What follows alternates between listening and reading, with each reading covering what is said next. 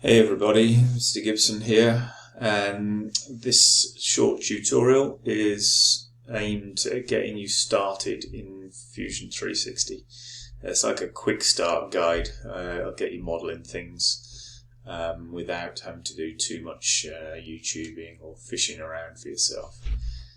Okay, so we're going to have a go at making a bracket a bit like this one. So the first thing I'm going to do is start a new design, and then when you start a new design, the first thing you do, you know how Fusion works, you create a sketch and then you can do things to the sketch to make 3D objects. So we start with a create sketch, and we get this origin appear, and it's asking us on which plane would you like to do your sketch. So got two vertical planes and a horizontal plane. So I'm going to do my sketch on one of the vertical planes, and when you select a plane it orientates that plane face to you, and now we have a sketch plane, and it brings up all the sketch tools up here. So it's your sketch palette, and these are constraints. So we start off by sketching the section of our bracket, so it's like an N shape, isn't it, with a couple of tabs. So I'm going to start with a circle, and I'm going to put it on the origin so that the origin is like a center line for my part. I'm not going to worry too much at this point about sizes of things and positions of things. I'm just going to create a sketch that's just the approximate shape of the part I want. Okay, so I'm starting with two concentric circles, and then I'll take a line tool, and there's lots of snaps in Fusion, so it's going to snap to that center point there. So it kind of looks something like this, doesn't it? And then out here somewhere. Yeah, you can see it's most of the time it's snapping to do what I want. So we'll start another line from here and just go down there, and then another one from here and go down to there. Okay, so within this kind of jumble of lines, there's the sort of approximate shape that I want. I can snip away the bits I don't want, so I use the trim tool. I don't need some of these bits, I don't need that. I don't need that. So essentially that's all the lines that I require. I don't need that one either. That's all the lines that I require. And you can see we're starting to get a section drawing that we could extrude to create a 3D part.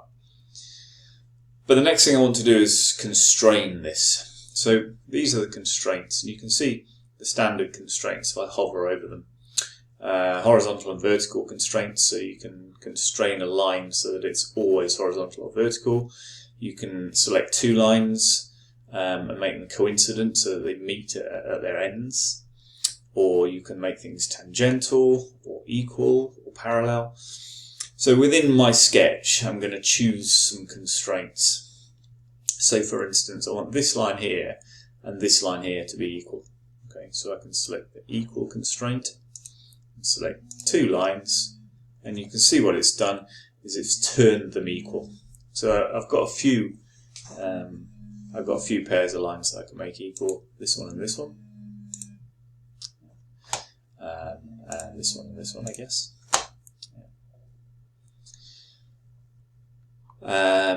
That's probably all the constraints I require. Concentric, so these two should be concentric. What you find is the more constraints you put in, when you come to dimension it, the less dimensioning you have to do. Because if I now dimension this line here, it will also redimension that line. You'll see what I mean. So let's take the dimension tool, sketch dimensions, and I can select a line that I want to dimension. I drag out a dimension, and then I can type a dimension into that box. So I'm going to type 5mm, and you can see it's made both of those tabs 5mm thick. I'm going to do the same for this dimension here. I'm going to make it 20 millimeters. Yeah, and you can see it's resized both of those. I'm going to take this external radius here.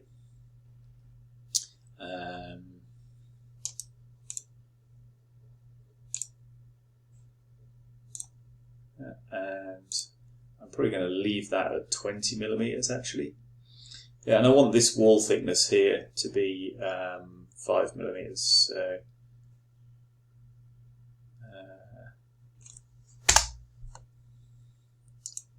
So I'm going to call that 15. Yeah. I suppose the only thing that's left is the height of the part. It's the only thing that I haven't constrained. So I could take one of these dimensions. I could take this one, for instance. Yeah, and it's 30. So I'm just going to make that a little smaller. Make it 20 millimeters.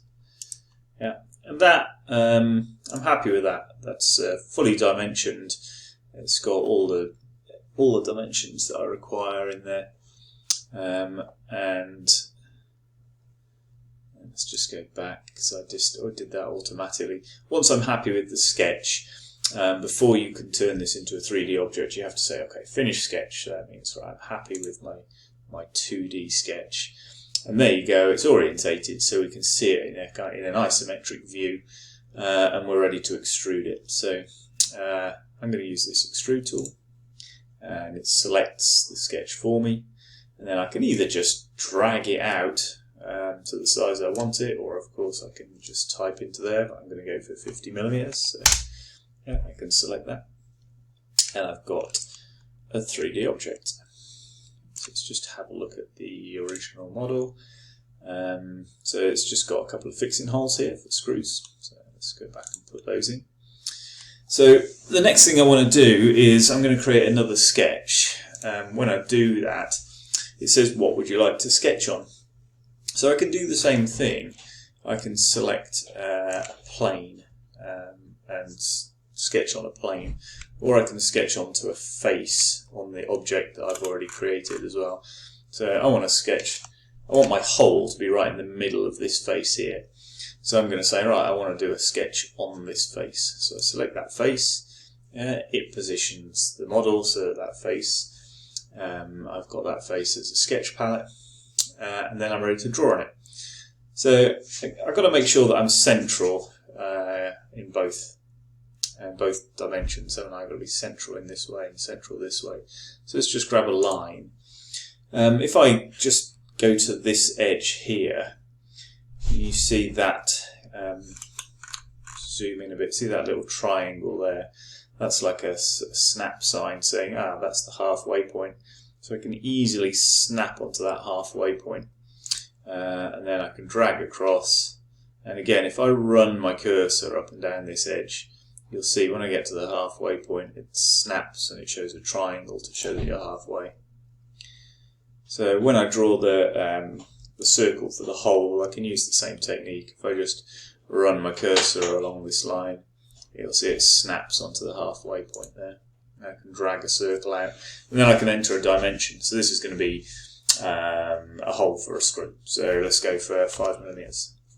It's fairly standard for a screw hole. Okay, so I've got a hole for a screw.